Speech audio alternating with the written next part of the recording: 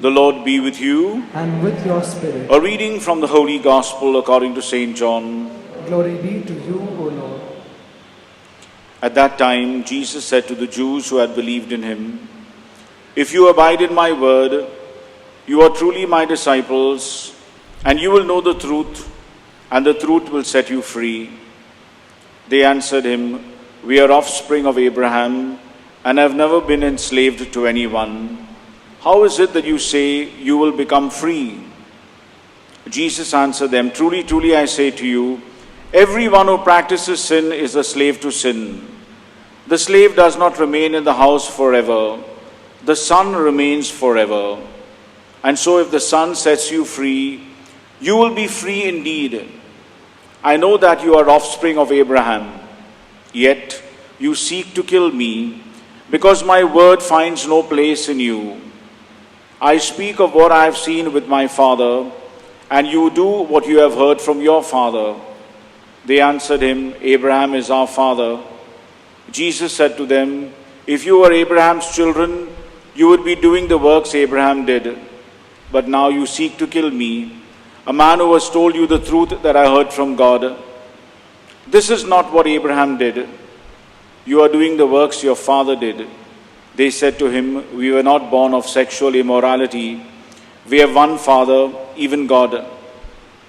Jesus said to them, "If God were your Father, you would love me, for I came from God and I am here. I came not of my own accord, but He sent me."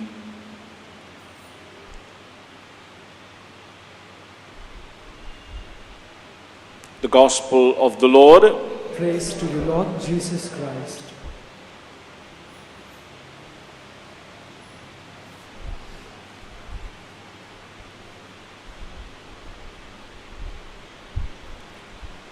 My dear friends, India celebrates its 72nd Republic Day today.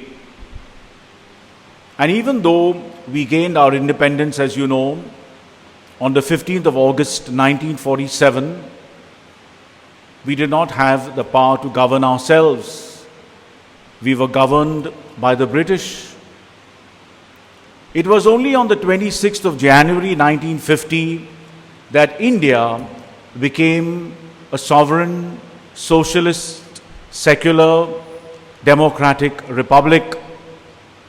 And we got our constitution that was framed by Dr. Ambedkar and the founding fathers of our nation, the members of the Constituent Assembly, who gave us one of the finest constitutions in the whole world.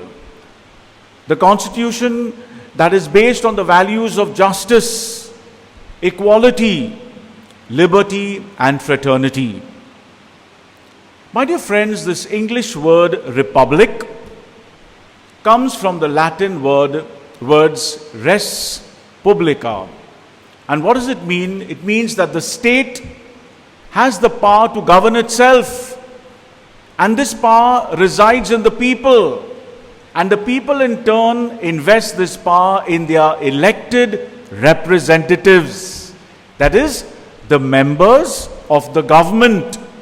And so, my dear friends, the elected representatives of our country have to govern us with the values that are enshrined in our Constitution. And they must do so in a democratic spirit. If you saw the Republic Day parade this morning, and I'm sure many of you did, one of the features of the Republic Day parade, my dear friends, is the colorful floats, isn't it? Those colorful floats symbolize the progress that India has made in so many different ways. For instance, we are one of the fastest growing economies in the world.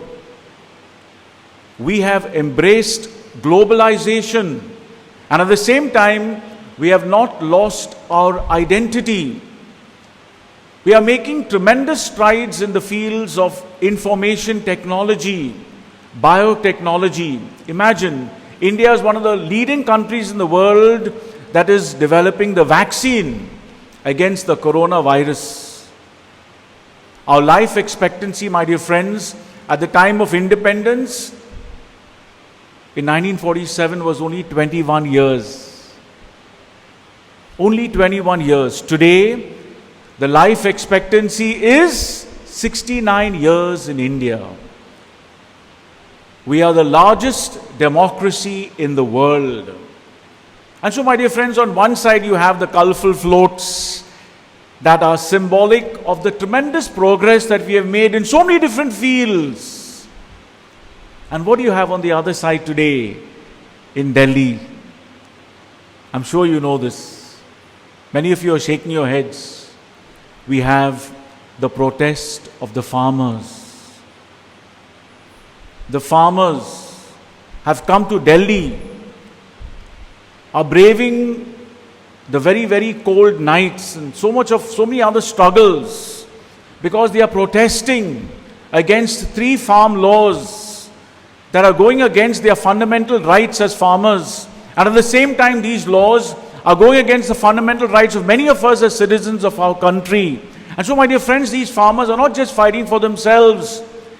They are fighting, they are protesting for you and for me. And what are they saying? Before the government tried to enact these laws, the government in the first place should have dialogued with us, listened to us before the government decided to enact these laws. My dear friends, we also know that after so many years of independence, so many of our people lack the basic amenities of life: food, clothing, shelter, water, medical facilities. I was reading the editorial of the Indian Express today, and the Indian Express says today in its editorial that there are so many persons in our country have suffered tremendously because of the pandemic. So many people in the unorganized sector have lost their jobs. And so what are they doing? They are dipping into their savings, their meager, their little savings, simply because they want to live. This is one side. What about the other side? The very, very rich people in our country, their wealth has increased during this pandemic of about 10 to 11 months as much as 35%. Imagine, the poor are getting poorer and poorer, whereas the very rich are getting richer and richer. And they said, believe it or not, the increased wealth of the 100 billionaires in our country, the richest persons in our country, only the increased wealth of the richest 100 billionaires in our country, if this wealth was to be distributed to the poorest people in our country, the 138 million poorest people in our country, believe it or not, every one of them would have got 95,045 rupees. So imagine, on one side people are so rich, and on the other side people are starving. My dear friends, in this pandemic, many people who are very poor have struggled, have suffered in the field of health, in the field of education, and in particular women. Many of them have lost their jobs. They have got, perhaps in the course of time, very, very low salaries, wages. And so, my dear friends, it is possible that you and I, in the face of all this, may blame the government, those in authority. They are the ones responsible. Isn't it? It's so easy for us to say this. But what does it mean to be a republic? It means that we have a government of the people, by the people, for the people. If you and I want the change, we have to be the change. Isn't it?